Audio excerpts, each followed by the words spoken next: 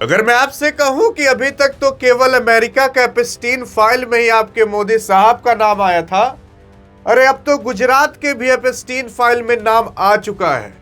और कितनी सच्चाई चाहिए आपको और हमें कि विश्वास करने के लिए कि भारत के नेता लोग किस नीचता तक गिर सकते हैं। अगर आप देखने की कोशिश करोगे तो मोदी साहब का नाम एक ऐसे मुख्यमंत्री के साथ आया है जो कि गुजरात की कभी मुख्यमंत्री रहा करती थी, और वो मुख्यमंत्री तब रहा करती थी जब आपके प्रधानमंत्री मोदी जी प्रधानमंत्री के पद पर ही आए हुए थे। आइए देखते हैं कि अभी जो लेटर वायरल हो रहा है, जिस लेटर के अंदर ये सीएम का नाम है और ये सीएम के जो पति हैं उन्होंने खुद लेटर लिखा है, और इस चीज को संसद के अंदर उठाया गया और फिर उसके बाद देखते हैं कि क्या जवाब आता है। देखने की कोशिश करोगे तो अभी बार बार एक चीज वायरल हो रहा है जो कि आनंदीबेन पटेल का नाम है। आनंदीबेन पटेल एक समय पर गुजरात की सीएम रहा करती थी। आनंदीबेन पटेल की जो ये लेटर है ये इनके पति ने लिखा था। 2017 के अंदर एक बार ये लेटर वायरल हुआ था, लेकिन 2026 के अंदर एक बार वापस से वायरल होने की कोशिश कर रहा है। देखने की कोशिश करोगे तो अभी ट्विटर पर तो ये ट्रेंड चल चुका है आनंदीबेन पटेल और मोदी को लेकर। इसमें लिखा क्या गया? असल में इस पूरे के पूरे लेटर के अंदर ये लेटर कोई और नहीं बल्कि आनंदीबेन पटेल के जो मफ्तलाल पटेल पति साहब हैं उन्होंने लिखा है।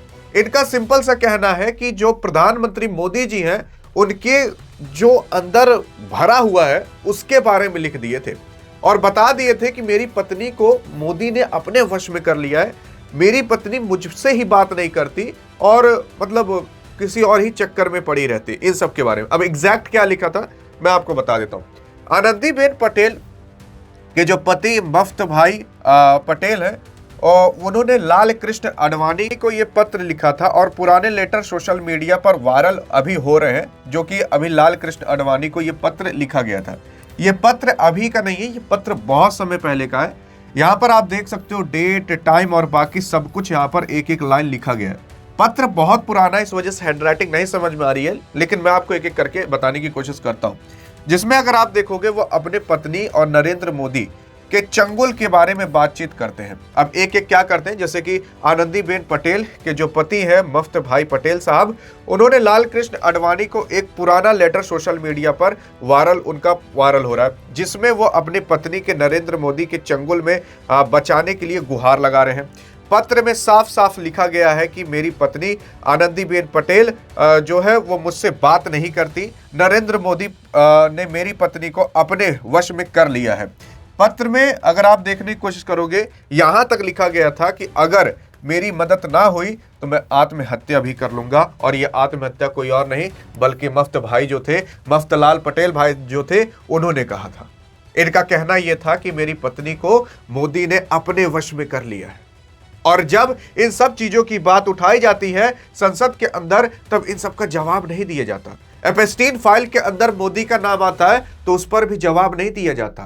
तब स्पीकर साहब बैठकर आगे कहते हैं कि अरे कोई प्रूफ तो लाओ, ऐसी हवा में बात नहीं किया जा सकता। अरे यार, देश के प्रधानमंत्री पर यह सवाल उठ रहा है, जवाब क्या नहीं दिया जा सकता? ऐसा है भाई साहब, कुछ नहीं होता है। अगर आप देखने की कोशिश करोगे अमेरिका के अंदर ना आपका डोनाल्ड ट्रंप हर दिन हर हफ्ते कोई ना कोई प्रेस कॉन्फ्रेंस मीटिंग करता है। छोटी से छोटी बात हो तो जनता के सामने आकर बताता है कि आखिरकार क्या हुआ था, चाहे शेयर मार्केट संबंधित हो, बिटकॉइन से संबंधित हो या फिर व्यापार से संबंधित हो, वो आएगा, बताएगा, जनता सामने सवाल करेगी और वो बताएगा।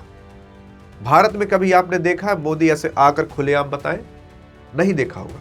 चाहे कितने भी बड़े आरोप लग जाए, उनको पता है इस लोगों की साइकोलॉजी को पता है वो कि 4 दिन बात करेंगे, 5वें दिन भूल जाएंगे। लेकिन देखिए, जवाब देने की बजाय ये लोग कितना गिर सकते हैं। अब वहां पर एक निशिकांत दुबे है, संसद है, नेता है। अब ये आते हैं, कहते हैं चलो तुम मोदी के ऊपर सवाल उठाए थे ना, अब हम उठाते हैं।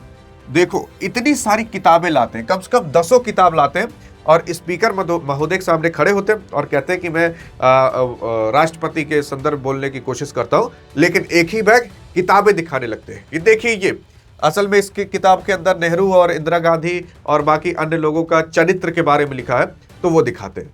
अब स्पीकर साहब उस टाइम माइक नहीं बंद करते हैं, जब राहुल गांधी बोलते रहते हैं तब माइक बंद कर देते हैं। यहां पर जब पूरी किताबें वो बता लेते हैं तब स्पीकर साहब कहते हैं कि नहीं, अब इस संसद को इसको कुछ देर के लिए बंद किया जाता है, 5 बजे के लिए, 2 बजे के लिए, जो भी किया जाता हो। लेकिन जब वही आपके राहुल गांधी साहब आते हैं और कोई किताब के बारे में चर्चा करते हैं तब उनका स्पीकर बंद कर दिया जाता है, बोलने नहीं दिया जाता। अरे चलिए बोल भी लेते, कम से कम आप सामने बैठे हो, अगर मान लेते बीजेपी सही है या जो भी अभी पार्टी वो सही है तो वो जवाब दे देगी कि भैया ऐसा नहीं हुआ था, ये गलत है, आप दिखाओ, हमें डाटा प्रूफ दिखाओ। अगर तुम सही, यार मेरे ऊपर इल्जाम लगा रहे हो, आप मेरे ऊपर मान लेते इल्जाम लगा रहे हो आप, और मैं सही हूं तो मैं प्रूव नहीं कर दूंगा कि भैया देखो मैंने ये काम नहीं किया था, ऐसा नहीं हुआ था, ये गलत करें। अरे सिंपल सी बात है, इसमें झगड़ा करने की कौन सी बात है यार। लेकिन सबको पता है कि उसके अंदर चाहे कांग्रेस हो चाहे बीजेपी हो, सब नेताओं के चरित्र में क्या है और कैसे पकड़े जाते हैं। कोई कोई तो रोड पर पकड़े गए हैं भाई साहब, रोड तक पकड़े गए हैं वो लोग। देखे नहीं होंगे, वीडियो आई थी, कुछ नेता लोग थे, और आगे बताने की जरूरत नहीं है।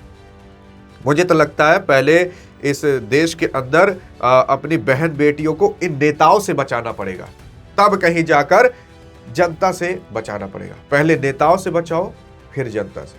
अरे भैया अगर आप सही हो तो जवाब दे दो, ऐसा नहीं हुआ, आप प्रूफ दिखाओ हमें, ये किताब जो लिखा है उससे बात करो कि तुमने लिखा क्यों ऐसा, सिंपल सी बात है। लेकिन नहीं, ऐसा नहीं होगा भाई साहब। क्यों नहीं होगा? क्योंकि किसी के पास कोई जवाब ही नहीं है। सबको पता है कि 4 दिन बात होगी, 5वें दिन आदमी भूल जाएगा। पहले की बातें कौन ही याद रख रहा है। आपको क्या लगता है इस चीज पर, बताइएगा जरूर। अधिक जानकारी चाहिए तो इस वीडियो में मिलते हैं, तब तक लिए जय हिंद जय भारत।